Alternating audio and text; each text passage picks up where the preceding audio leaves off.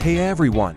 Welcome back to From 9 to 5 to Wealth, where we turn everyday people into wealthy and savvy financial rockstars.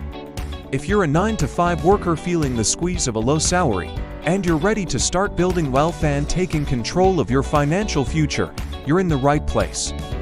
Today, we're diving into a crucial topic for your financial freedom journey: the difference between good debt and bad debt.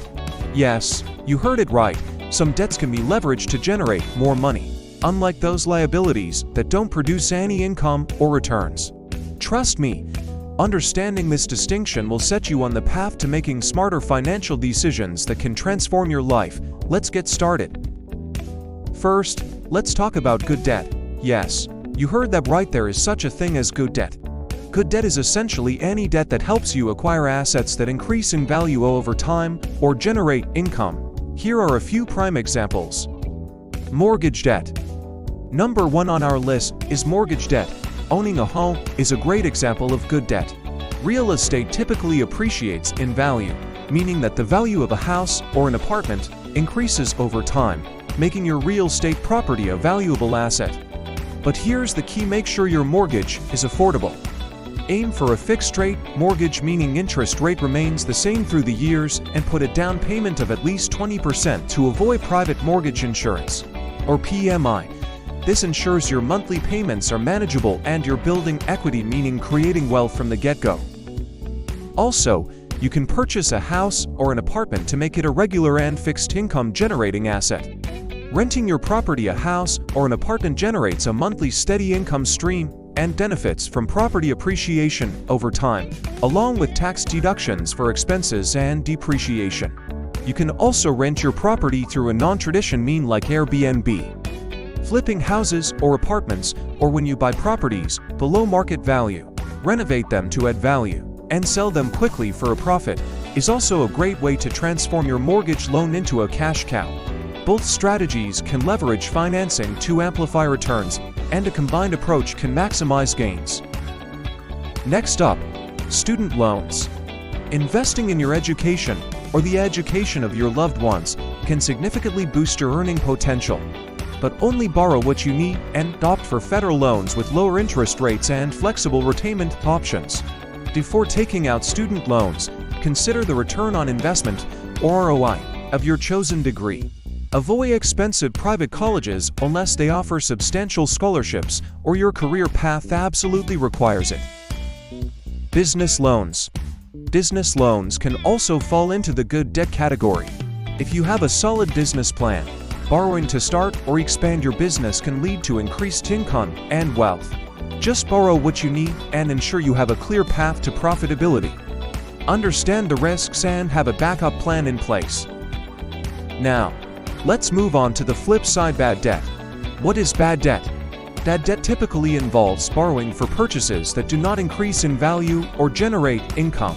This type of debt can lead to financial stress and a cycle of borrowing. Let's look at some common examples.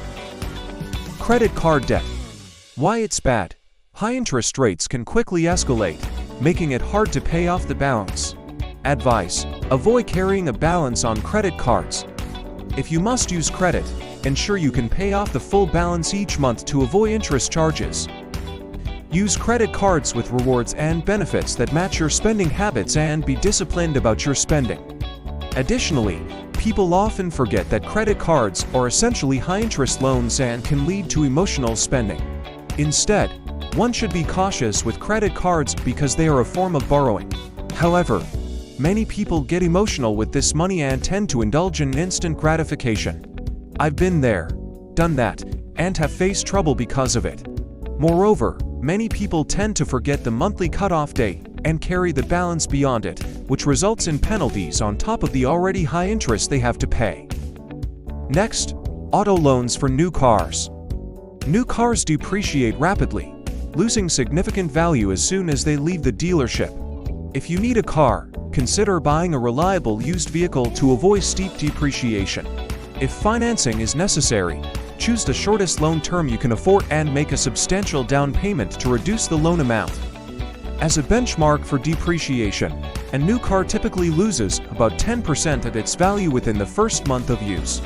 This initial drop is part of the steeper depreciation curve new cars experience during the first year, which can amount to a total loss of 20 to 30% of the car's value by the end of the year. The exact rate of depreciation can vary based on the make, model, and demand for the specific vehicle. Next, payday loans. These are another big no-no. Avoid payday loans at all costs. Why it's bad? Extremely high interest rates and short repayment terms can trap you in a cycle of debt. Advice: avoid payday loans at all costs.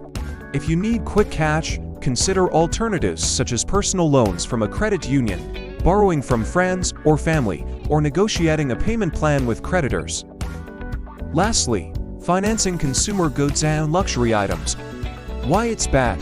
Financing for non-essential items such as electronics, vacations, and luxury goods can lead to debt without any return on investment. Advice: save up and pay cash for discretionary purchases. Prioritize your spending and distinguish between wants and needs. If you use a credit card for convenience or rewards, ensure you can pay off the balance in full. General tips for managing debt. 1. Budgeting and planning. Advice: create a detailed budget that includes all income and expenses. Allocate funds for savings, debt repayment, and essential expenses first. Stick to your budget to avoid unnecessary debt. 2. Emergency fund. Advice: build an emergency fund with 3 to 6 months' worth of living expenses. This can prevent the need to incur bad debt during unexpected financial emergencies. 3. Debt repayment strategies. Advice: use methods such as the debt snowball, paying off smallest debts first, or debt avalanche, paying off highest interest debts first to systematically reduce your debt. Focus on eliminating high-interest debt as a priority. 4. Credit score management. Advice: maintain a good credit score by making timely payments, keeping credit card balances low, and avoiding unnecessary credit inquiries. A good credit score can help you secure better interest rates and terms for good debt. Subscribe to this channel. Subscribe to our channel for expert guidance and practical tips on debt management and essential personal finance strategies to help you build and safeguard your wealth. If you're struggling with debt, explore our videos for free advice and actionable tips.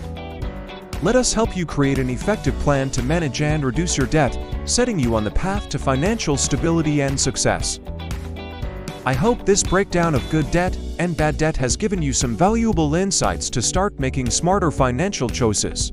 Remember, building wealth isn't just for the rich, it's for anyone willing to learn and take action, even if you're working a 9-to-5 job. Every smart decision you make gets you one step closer to financial freedom and wealth creation. If you found this video helpful, please hit the like button, share it with your friends, and subscribe to From 9 to 5 to Wealth for more tips on making your money work for you and achieving exponential growth.